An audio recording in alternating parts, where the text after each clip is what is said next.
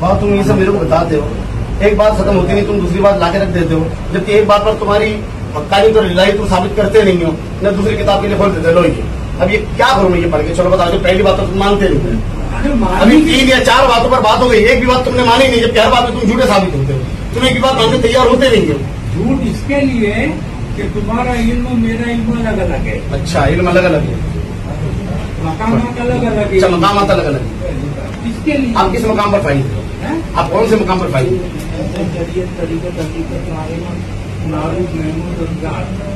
शरीयत पर हुआ, शरीयत पर हुआ,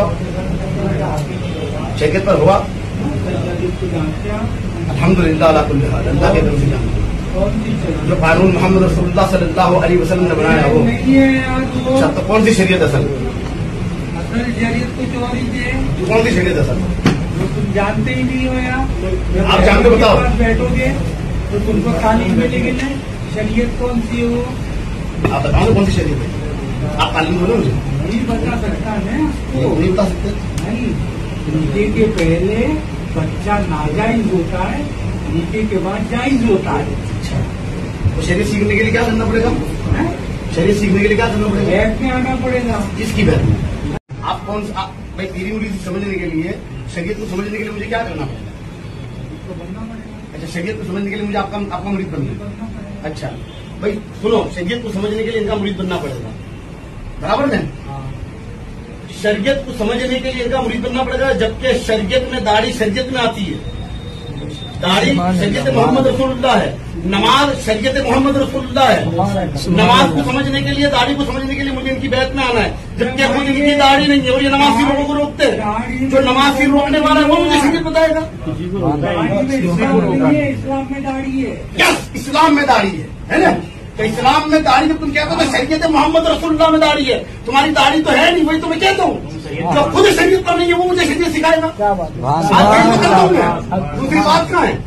अगर तुम मुझे शरीयत सिखाते हो, उनके साहबजादे हो, नहीं तुम शरीयत सिखाते हो मेरे को, बता दो मतलब है ना? तुम मेरे को किधर बैठ दी तुम्हारी, जबकि तुम शरीयत मोहम्मद रसूलुल्लाह पर कायम नहीं हो, तुम पीर नहीं हो, जो शरीयत पर है ही नहीं वो पीर हो ही नहीं सकता। वो से पाक लिखते हैं, तो शरीयत पर नहीं तो तुम पीर नहीं, जो शरीयत पर नहीं वो वली नहीं, तुम वली नहीं। वली के बाद का मकाम पीर का है। अब तुम वली नहीं तो तुम पीर नहीं। अब पीर नहीं तो जो तुमसे बैत हो इसका मतलब वो शैतान से बैत हुआ, क्योंकि तुम पीर हो ही नहीं। अरे यार, शरीयत तरीकत अलग अलग मत करो, शरीयत ही तरीकत है। शरीयत पर नहीं आओगे तो तरीकत पर नहीं आ सकेगा कोई भी। आपके फॉलोवर हुजूर की शरीयत पर अमल कब करेंगे? जब आप करेंगे, आपका अमल नहीं होगा तो लोगों का अमल नहीं होगा। और जहाँ तक बात तरीकत की है, तो तरीकत के लिए किसी की भी खिलाफत आपको मिली हो, वो खिलाफतनामे को पढ़ लो पहले ही उसमें शर्त ये रखी होगी कि शरीयत की पाबंदी जरूर है। शरीयत की पाबंदी के बगैर तरीकत कुछ नहीं। अगर उसमें जुमले न लिखे हो, अगर पहले भी कोई पीर है, सच्चा पीर है तुम्हारा है तो उसमें लिखाई होगा। जी, शरीयत को जानवर भी नहीं छोड़ सकता है यार। जानवर है ना, जानवर वो भी शरीयत को छोड़ नहीं सकता है। शरीयत जानवर पे लागू नहीं होती बाबा। बात बताओ यार, शरीयत ईमान वालों पर लागू होती है, तुम शरीयत की बात यहाँ करो ना। शरीयत जिन पर लागू होती है उनकी बात तुम करते नहीं हो। जानवर से शरीयत कहाँ लगती है, उसका हिसाब किताब ही नहीं है। बस यही बात है ना। शरीयत तो हमारी भी है ना, बात समझ नहीं, हम छोड़ दे रहे तुम कहते, तो आपने शरीयत क्यों छोड़ी? समझ नहीं पा रहे। शरीयत आपने क्यों छोड़ी हुई है भाई? अगर जानवर भी नहीं छोड़ते तो आपने क्यों शरीयत छोड़ी? जहाँ जाने वहाँ रहमान है, जहाँ रहमान है